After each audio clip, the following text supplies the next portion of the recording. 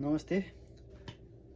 तपाईहरुलाई नि मलाई जस्तै ब्याक पेनको समस्या छ भने यो एक्सर्साइजहरू दिनमा 2 चोटि बिहान बेलुका गरेर 2 चोटि अनि एउटा एक्सर्साइजलाई 10 पटक दोहोर्याई 10 पटक अनि एउटा एक्सर्साइज गर्दा 10 सेकेन्डसम्म रोकिने फेरि गर्ने 10 सेकेन्ड रोकिने फेरि गर्ने गर्नुहोला।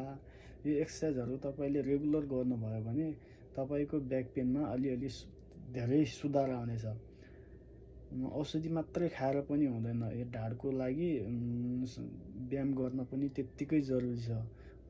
म पनि विगत 5 वर्षदेखि यो ब्याक पेनले सताइरहेर मैले चाहिँ ढाडको नसाको अपरेसन नि गरेँ, तर पुरै समाधान नभएर अलिअलि केही हदसम्म कम चाहिँ भयो, पुरै नभएर म पनि अहिले रेगुलर एक्सर्साइजहरू गरिरहेको छु। के अलिअलि सन्चो पहिलाभन्दा अलिक कम चाहिँ भएको छ मलाई।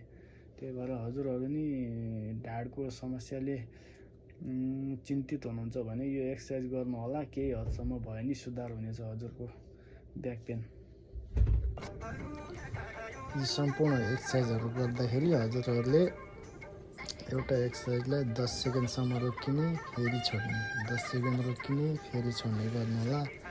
अनि एउटा एक्सर्साइज 10 चोटि दोहोर्याएर 10 चोटि गर्नुहोला।